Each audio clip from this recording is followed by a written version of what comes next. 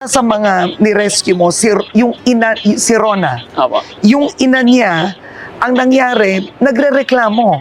Sinabi hindi daw sapat yung binibigay mo na 10,000 a month.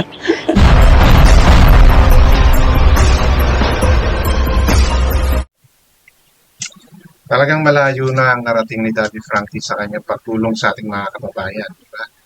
And lalo na yung kayong mga nakaka-support talaga. Yung from the start, nakita nyo na kung ano yung mga pinagdaanan ni Daddy Frankie, mga natulungan niya, mga taong kumbaga tumulong mas makilala si Daddy Frankie. So dahil dito na nakatawag ng pansin ng isa sa mga masabi nating newscaster or media personnel, no? Si Karen Davila, itong si Daddy Frankie. At siya po ay nabigyan ng chance na ma-interview. And exposure, of course, diba? Malaking bagay po yun. Karen Davila yan, nakilala natin. Diba? Na ibang klase mag-interview yan. Diba? It's either mainis ka or matuwa ka sa kanya. Dahil even sa politics, nakita natin. And yun, di kalidad, sabihin na natin, ang Karen Davila. Mga kalinyahan nila, Nolin Castro yan, nila Mel Chanco, diba? And kilala talaga siya sa pagiging open niya sa pagtatanong. And now, nandirito siya kay Daddy Frankie, giving Daddy Frankie the chance, no, maipaliwanag at makilala pa ng tao. So, yun po yung ating pag-uusapan at magbibigay po ako ng opinion doon sa mga nagsasagot at naging tanong ni Karen Davila about kay Daddy Frankie at yung mga ginagawa niya pagtulong. And of course, yung question lagi about charity porn. Which is, nasagot na naman ni Daddy Frankie yan. Ngayon, meron iba kasi dito na ngayon ko lang narinig mayroon siyang isang tinulungan. Nagdi-demand ng more. Okay, so yun lang po yung ilan sa ating bibigyan ng ating opinion at reaction. And bago po ako magpatuloy, welcome sa akin channel. Kung bago pa lang po kayo sa akin channel, please don't forget to like, share, and subscribe na rin po. Yung pakihit ng notification bell para maging aware kayo sa aking mga upcoming. Any comment, suggestion, recommendation, leave it on our comment section. Okay? Issue lang po tayo. Walang personalan. At matuto po kayo mag-fact check para hindi po kayo mapagsabihang fake news.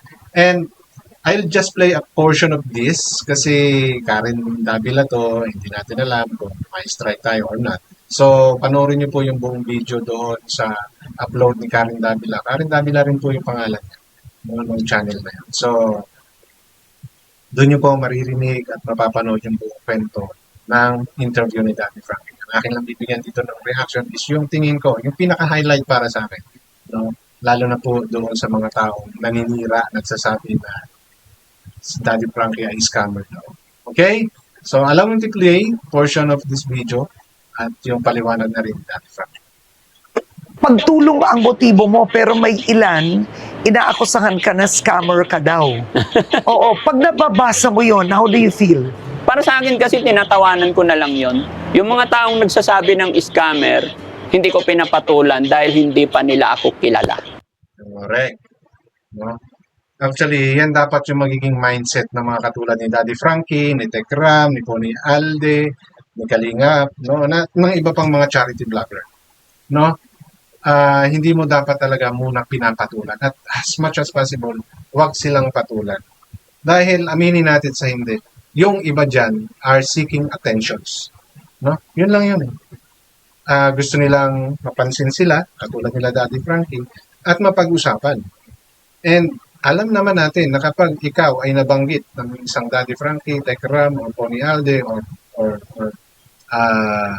iba pang mga charity vlogger, curiosity ng mga taong makakarinig ang magtutulak sa kanila para hanapin kung sino man tong vlogger na to or sino man tong commentator na to or kung sino man itong influencer na to.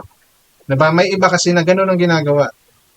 No? It's either magsasalita sila ng hindi maganda doon sa tao para mag-react. Alam naman natin, once na negative ang sinabi mo sa kahit sinong tao, mas mabilis ang mag-react sila doon. Ngayon, kung puro goods yung sasabihin mo, of course, goods yun eh.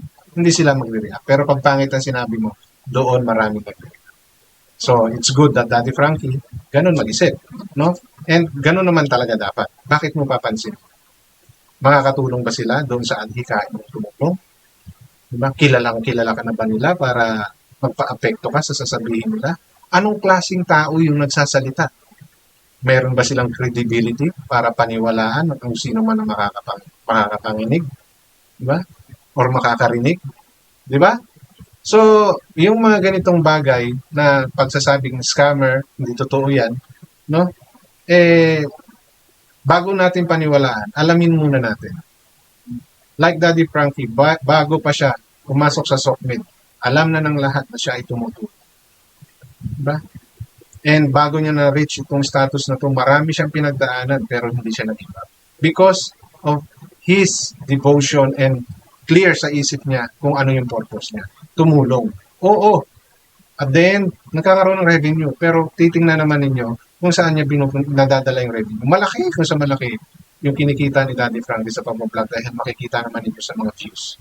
Di ba? Aware na ang karamihan. The more views you have, the better revenue you got. Di ba? And that's what really happening. Pero kay Daddy Frankie, binabalik niya. Di ba? Ngayon nga, medyo humihirap na yung sitwasyon niya dahil kailangan niya ng ibalik yung mga beneficiary niya doon sa pamilya nila, lalo't nandiyan pa, buhay pa, or may mga kamag-anak na nandiyan pa. Mas lalong hihirap ngayon yung pagbablog ni Daddy Frankie dahil pupuntahan niya yan. Unlike nasa shelter niya, sama-sama, di ba? Kaya nga siya nagpatayo ng shelter. One of the purpose of that is para nanduroon na lang, mamomonitor niya. Ito, mahihirapan siya mag-monitor. Di ba? Hindi katulad ng ginagawa niyang pag-monitor na religiously at mayroong naka-assign na tao. Ito mga to, pag nadala na sa mga kamag-anak nila, how sure we are na mamomonitor sila. Oo, medyo matino sila. Medyo pa lang. Hindi pa sila 100% na okay. So, monitoring is still a crucial part para sila ay tuluyang tumalik. Di ba? Pero, sinusunod ni Daddy Frankie yung batas na meron tayo regarding sa mga ganitong klaseng taong tinutulungan. But, yung hirap na dadanasin niya, mas dodoble. Lalo na, mahal ang gasolina. Diesel. Pero baliwala kay Daddy Frankie. Gusto niyang patunayan na hindi siya scammer, na tumutulong siya dahil yun yung nasa puso niya. Doon siya masaya. Doon siya nakakaramdam ng fulfillment. No?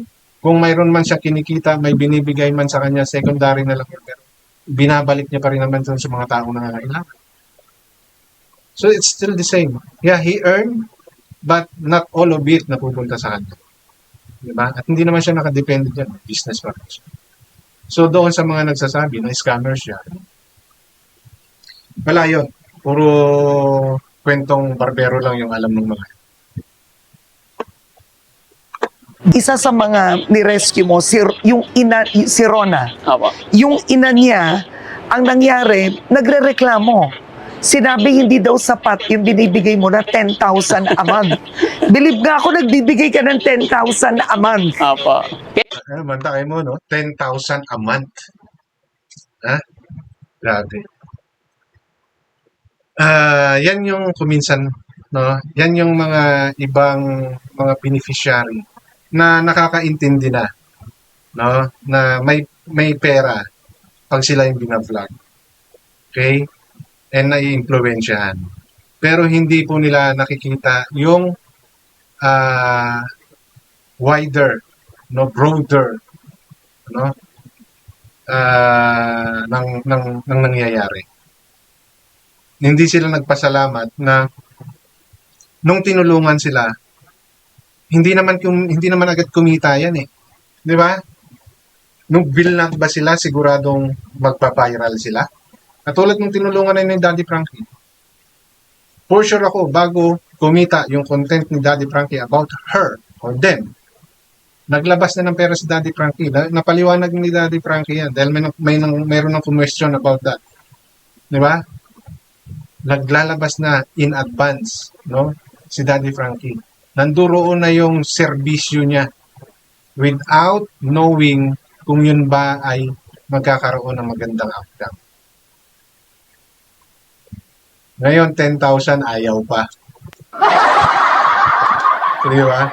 And Halimbawa, kumita na yan. Kumita, di ba? Hindi naman po tuloy-tuloy na kumikita yan. Katulad niya ngayon. So, ibig sabihin, yung na-mention na taong yun, gusto niya lifetime, may 10,000 siya at naliliitan pa siya.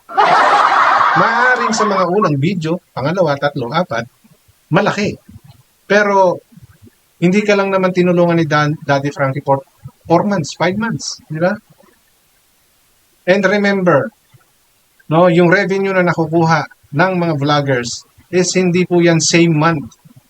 The next month mo pa mapapakinabangan yan. So in case, no, may binlag si Daddy Frankie, hindi yan agad-agad pumipick up, hindi agad-agad viral yan. Di ba? So it take months bago mo makita yung outcome nun. At hindi porke nakikita nyo tumataas yung views ng certain videos na yun, ibig sabihin lumalaki ang kita. No! Magkaiba po yun, ha? Hindi po. Sa first 24 hours or first siguro 2 days, yan, malaki. Malaki yung pwedeng kitain yan. But, yung mga susunod, no, on that video, ha, mga susunod nun, hindi na po ganun kalaki unless may bagong upload with respect to that individuals again or with that family again. No, that's another revenue. No, that's another kung malaki ulit. 'Di ba? Kung minsan hindi naman ganoon nangyayari. Sa umpisa okay yung revenue. But the next vlog, no, mayroon ng mga taong hindi interesado. So hindi po ibig sabihin yung kinita ni Daddy Frankie na 50,000 doon sa first video, pwede niya pa rin kitain doon sa second video. Pwede pong lumiit yun or pwedeng lumaki. Pero hindi po yun guarantee, no, nakikita uli ng ganong kalaki. Well, nakikita natin ngayon sa ibang video ni Daddy Frankie consistently, no, kay Polybic, no, kay Kuya Oliver, nakita natin yung consistency doon. Yes, may income yun. Totoo yun. Diba? Pero sino ba na, si Daddy Frankie lang ba? Si Polybic lang ba? Na tinutulungan niya? Diba? It's the whole family na. So, yung revenue, hindi po, guarantee. No? Katulad po nung isa na yon na nagdi-demand pa. Nagulat ako doon, ha? May ganun palang mga beneficiary na naliliitan ba sa 10,000. Ano yun? Iaasa na lang nila. Di ba? Ang ano po rito, nakakalimutan nila yung essence ng pagtulong. Yes, kumita kung sa kumita yung vloggers. No? But that one is with your consent. Di ba? May consent po ninyo yun. And every time na ang vlogger ay pumupunta sa kanyang beneficiary, meron pong inaabot yan. Halos lahat po, no, ng mga napanood kong charity vlogger, nag-aabot po yan doon sa kanilang mga beneficiary. O kahit kinamusta lang yan. And I've seen a lot of it. Kay Daddy Frankie, kay Pony Alde, kay Tekram. Nakita ko po yung mga yan. So, wag po natin masyadong questionin yung kita nila. At kung sila po ay scammer, tingnan nyo po muna kung ano po yung tulong na na-extend nila. Like Daddy Frankie, Tekram, Pony Alde, ako, for sure, no? The help they extend to our fellow Filipino, sa ating mga kababayan, are genuine. Talagang nanduroon po yung pagtulong. And always remember po, sa lahat ng mga kumu-question sa mga vloggers na to, bago po sila kumita sa mga tinulungan nila na yan, sila po ay naglabas na ng pera nila. May maaaring revenue from the previous content, but still, no, may lumalabas pong pera sa kanila. Pinaghirapan pa rin po. At kung mayroong mga nagbibigay sa kanila, yun ay nakita na sila ay may mamalinis na hangarin sa kanila. Okay? So, kung gusto niyo pong mapanood yung buong video nito, puntahan niyo po yung channel ni Karen Davila. Nandoon po. Ang ganda po ng interview niya. Hindi ko lang ma-play longer because hindi natin alam baka strike tayo ni Karen Davila. Okay? So, yun lang po at hanggang dito na lamang, maraming salamat.